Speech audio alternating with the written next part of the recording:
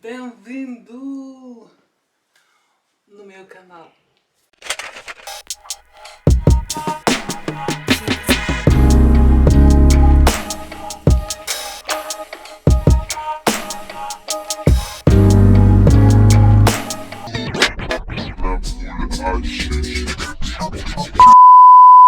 Donc, aujourd'hui, ça va être une story time. J'avais demandé sur Instagram, j'ai posé la question, j'avais fait un petit sondage pour savoir si ça vous disait de faire une story time. Et vous avez été la majorité à dire oui. Donc, je vais vous expliquer tout simplement le jour où j'ai fait mourir au Cameroun. Avant de commencer la vidéo, abonnez-vous. Mettez la petite cloche, mettez un pouce bleu si vous aimez la vidéo bien sûr. Et puis je vous laisse avec la suite. Donc, c'est story time. Non, avant de commencer, je vais d'abord vous laisser le temps de vous abonner. Parce que je vais trop vite là, je pars trop vite là. Il faut du temps pour s'abonner, non? Parfois, certaines questions n'ont pas de réponse. Comme vous, apparemment, il faut vous laisser le temps. Je vous laisse le temps. Chronomètre, je vous laisse 10 secondes. Abonnez-vous. Abonnez-vous seulement. Je vous laisse le temps. Comme apparemment, vous ne pouvez pas et regarder et vous abonner. Donc là, je vous laisse le time.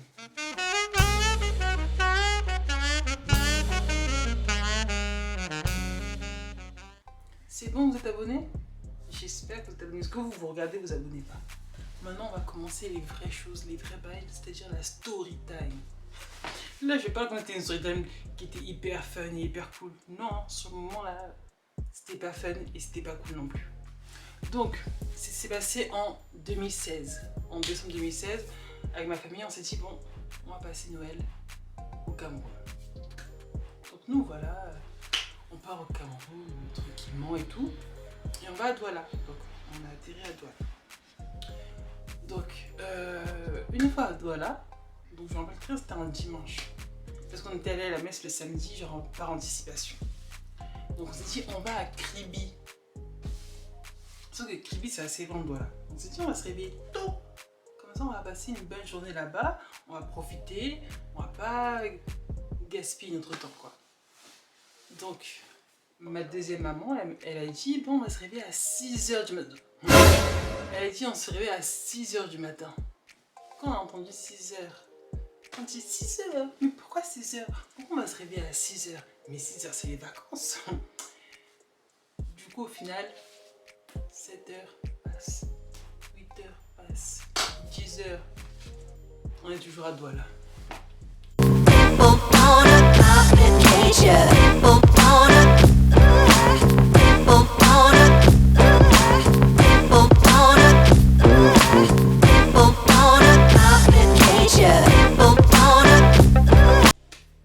La dernière, elle a dit, bah, Kribi, c'est mort parce que si on y va là, on n'est même pas encore prêt, il est déjà 10h. On va aller là-bas, on va même pas profiter, on va rester 3 heures à Kribi, ça sert à rien de faire un long trajet pour 3 heures, quoi. Sauf que Kribi, c'est hyper beau. Genre, la plage, les crevettes. Bref, Kribi, au Cameroun, pour moi, Kribi, c'est la base. Donc, au final, on va pas à Kribi, et c'est bon, au moins, on va aller à Limbe. À défaut de Kribi, on va à Limbe. Limbe, ça se trouve dans la partie anglophone du Cameroun. Et là-bas aussi, il y a la plage. Donc, on se dit, bon, c'est plus proche. Et puis, on va tout aussi passer un bon moment, quoi. Donc, sur le chemin, on prend notre cousine pour qu'elle passe un moment avec nous. Nous voilà en direction de Kribi. J'aime Kribi. De Limbe. Et le soleil, je apparais comme ça, non? Je deviens jaune. Donc, on va donc en direction de Limbe. Arrivé à Limbe là-bas, on prend une table, on commence. Je sais plus si on avait mangé ou quoi, mais on s'installe, on joue aux cartes, on discute et tout. Et puis à un moment, ben, on se dit, ben, on va aller prendre des photos. Sauf que mes frères, eux, ils sont vraiment pas photos. Donc, eux, ils ont dit non, on va rester sur la plage. Comme en fait, on était dans un complexe. Et en fait, tu avais le complexe où tu pouvais manger, tu pouvais faire quelques activités. Et devant, tu avais la plage et la mer. Donc eux, ils ont dit, ils vont rester là, ils vont jouer, ils vont faire des fous, quoi. On s'est dit, on va faire nos meilleures photos. Donc, comme la daronne dit Les posters. on était prêtes pour la daronne, ma cousine et moi-même aller faire les posters. Il fallait nous voir préparés. Donc, comme je vous ai dit, il y avait la plage devant le complexe. Sauf qu'en fait, nous, on n'est pas resté devant. On a continué genre le long de la plage pour chercher un bon spot pour faire des photos. Parce que devant le complexe, il y avait plein de gens, on n'avait pas resté là avec des gens derrière en background. Non merci. Donc, nous, ce qu'on a fait, c'est quoi? C'est qu'on a commencé à marcher tranquillement. Il y avait pas mal de petits ruisseaux qui étaient vraiment pas mal. Donc là, on avait déjà commencé à prendre quelques petites photos et tout. Genre, on traversait les ruisseaux. Et ensuite, il y avait genre un couple. Donc quand on a commencé à continuer à avancer, il y avait un couple qui était là, ils étaient allongés sur la plage. Bonjour madame, bonjour monsieur. On continue notre chemin, on va pas faire des photos alors qu'il y a des gens là en train de s'amouracher. On continue et là on trouve the spot. The spot, vraiment c'était l'image. Quand on pense à belle plage là, genre le petit palmier qui se couche en direction de la mer et tout. Allez nous voir, les posters. On était là, calés, pliés, moi-même sur le palmier. C'était trop. Donc là, on était vraiment en mode poster. Je sais pas, on a cru que c'était pour Vogue ou je ne sais qui. Moi-même prendre des photos à chacune. Moi-même faire des snaps. On était vraiment loin de s'imaginer que la fin de la journée allait mal se passer, quoi. Vraiment loin de s'imaginer.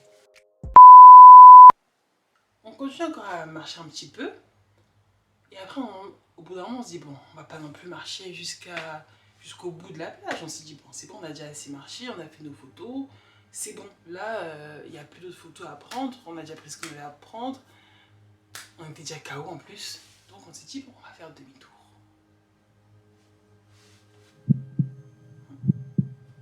On n'a même pas fait 5 pas.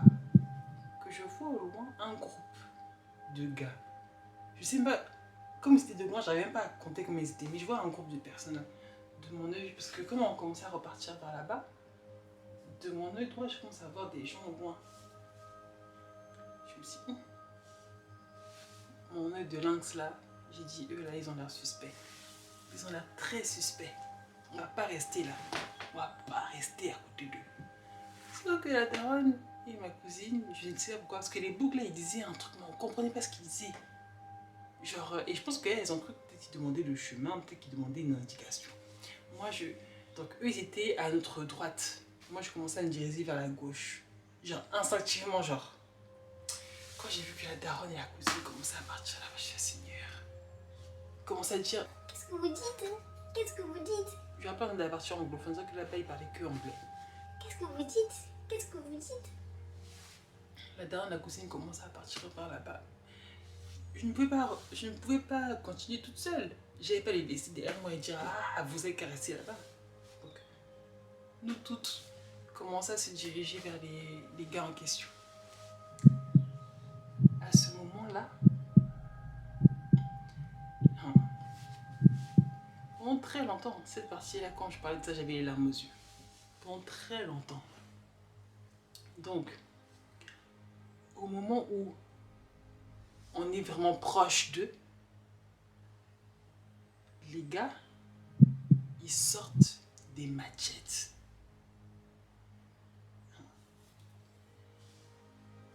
Là, je me suis dit, mais c'est passé tellement vite de eux les voir au loin, eux les voir à distance proche et la machette que je me suis dit, mais comment on n'a pas pu voir ça de loin? En fait, moi, j'avais pressenti déjà qu'ils étaient très bizarres. Mais les machettes là, j'ai l'impression qu'elles sont sorties de nulle part. C'est pas que les machettes, c'est pas un couteau. Non, ça se cache pas, tu vois. Genre, tu peux voir ça de loin, mais je ne sais pas où est-ce qu'ils les avaient mises. Parce que moi, je n'ai pas vu ça. Hein. Genre, moi, c'était vraiment mon instinct qui me dit, ils ont l'air suspects. J'avais rien vu qui prétendait qu'ils étaient suspects, tu vois. Sauf qu'ils avaient une dégaine un peu chelou. Donc, au moment où ils sortent les machettes, commencent à nous menacer, à brandir les machettes vers le ciel.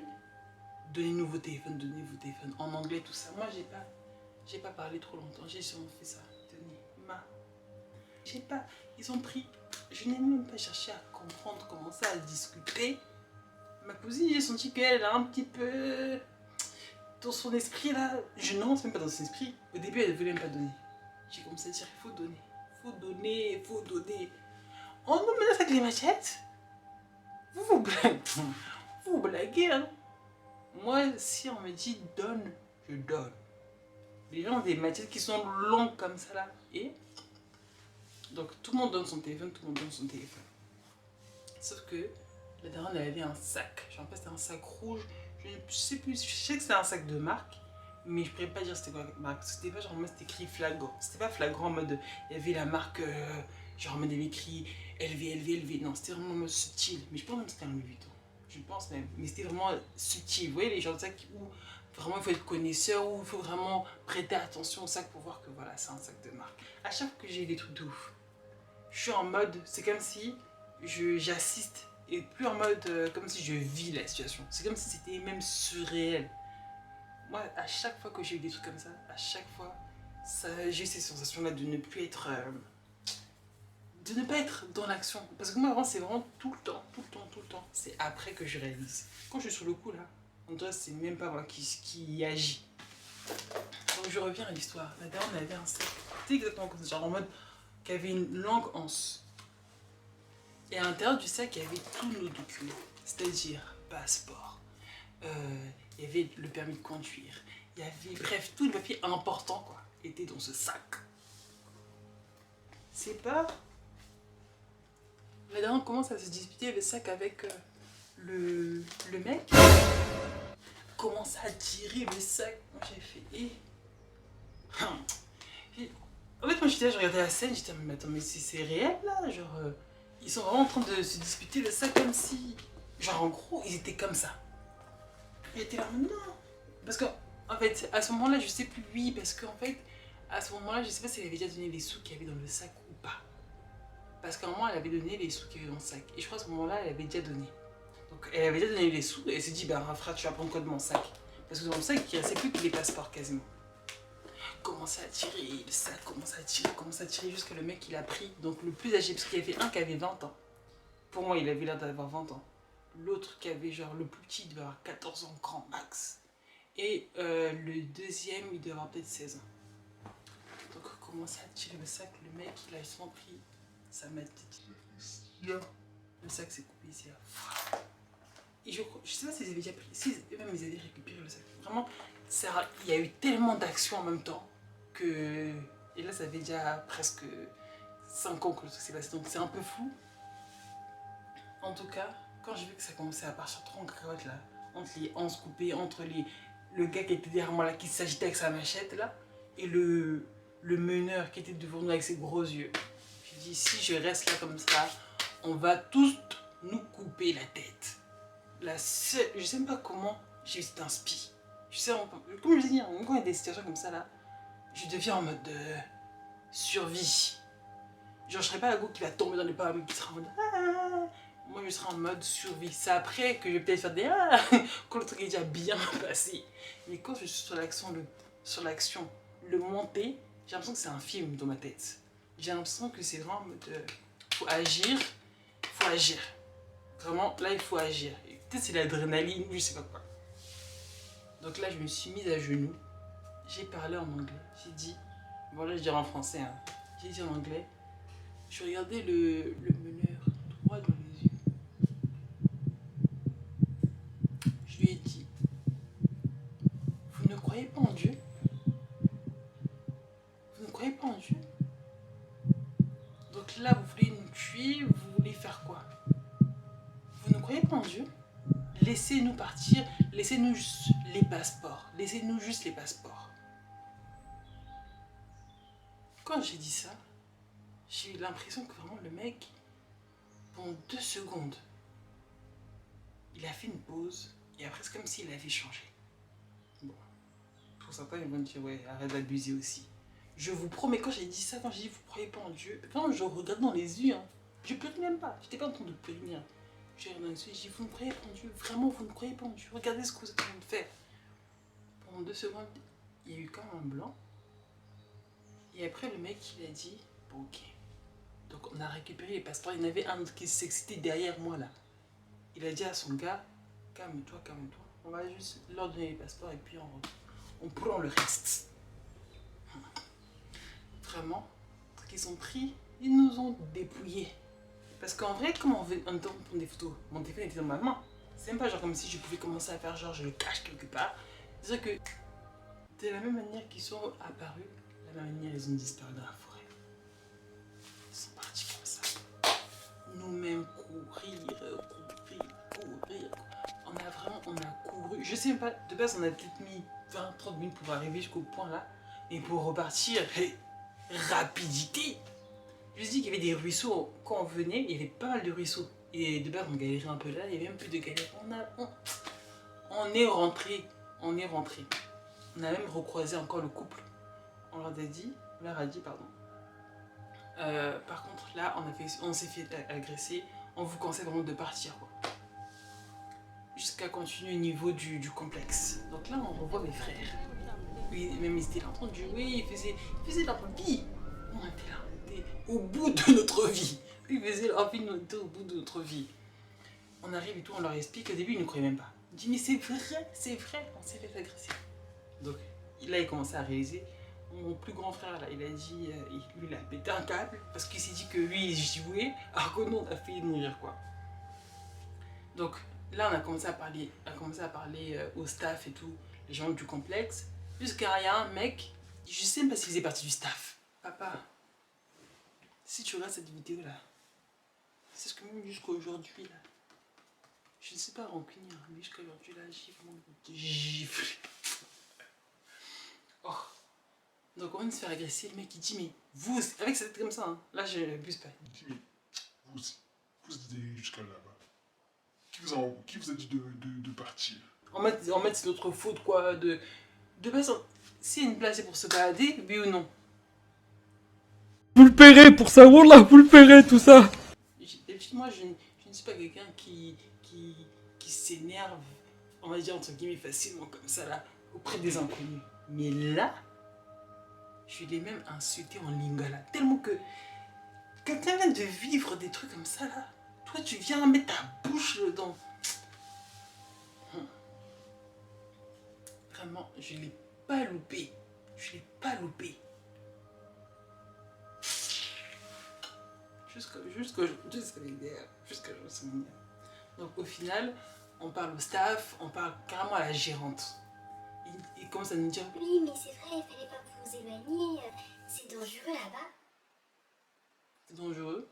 Et vous mettez même pas une pancarte pour dire oui, ne vous éloignez pas du complexe. Vous laissez les gens se balader. Oh. Donc au final, les gens, la gérante, donc elle nous dit oui, il faut qu'on essaie de le retrouver. Elle parle du coup à un policier, je sais même pas le policier là, il venait d'où. Donc avec le policier, la gérante et quelques gens, on commence à chercher dans des voitures parce qu'on se dit qu'il devait pas être très très loin quoi. On commence à chercher. Moi-même j'ouvre grand mes yeux pour essayer de les trouver, de voir peut-être que tel. On les a pas trouvés. Et donc au final, le policier, lui, il me dit oui. Ne vous inquiétez pas, on va essayer de les retrouver. Vraiment, on va essayer de faire notre mieux pour les retrouver. Au final, on donne un peu de sous au policier pour peut-être aider l'enquête. Jusqu'à aujourd'hui, en 2021, on n'a jamais retrouvé ces gens-là. Parce que je crois qu'à un moment, il y avait... Attends. Parce que quand même, l'enquête, elle a mis du temps. Parce que même quand on est reparti à Douala, on est toujours en contact avec le policier, mais il n'y avait rien. Au final, la gérante nous avait même fait un geste commercial, elle nous avait offert le repas, si je me trompe pas. Elle nous avait même offert le repas et tout. Et vraiment, genre, même quand je parle de ça, j'ai l'impression que c'était même faux. J'ai l'impression que c'était un rêve, alors que j'étais pas seule. Genre, j'ai l'impression que c'était un rêve parce que vraiment, c'est passé tellement rapidement, mais en même temps, tellement lentement en même temps. Genre, non, c'était trop. Vraiment, avec des... En plus, moi, en fait, ce qui me fait le plus peur, j'en parle même mes mots. Je vais me calmer. En fait, c'est le fait qu'ils avaient une machette. Parce que moi, les machettes, vraiment, c'est pas comme des épées, des katanas, ça coupe pas en mode de slap. Genre ça, souvent c'est rouillé, c'est pas bien aiguisé. C'est-à-dire que quand on te coupe avec une machette, j'ai l'impression que ça fait plus mal. Alors qu'en fait, c'est une douleur, mais le fait qu'ils se soient un peu pas précis, ah non, la machette, ça me fait trop peur. Donc, quand ils nous agressaient, non, surtout qu'ils étaient vraiment menaçants, c'est pas vraiment qu'ils étaient comme ça, bras croisés en mode de... Non, ils étaient en mode, ils brandissaient ça. Donc, s'il faut retenir un truc de toute ma vidéo là, c'est vraiment faites gaffe. Vous êtes dans des endroits où vous ne maîtrisez pas, genre les endroits que vous ne connaissez pas, même quand vous partez en vacances. Vraiment, soit il faut toujours être dans des endroits où il y a pas mal de gens, soit il faut être avec des gens qui connaissent les lieux, c'est-à-dire qui savent est-ce que là c'est un bon endroit, est-ce que si. Et troisièmement, toujours écouter son instinct dans toutes les situations en fait. Moi je pense que si on a un instinct, c'est pour une raison valable. Ça veut dire qu'il faut toujours l'écouter. Si votre instinct vous dit c'est pas...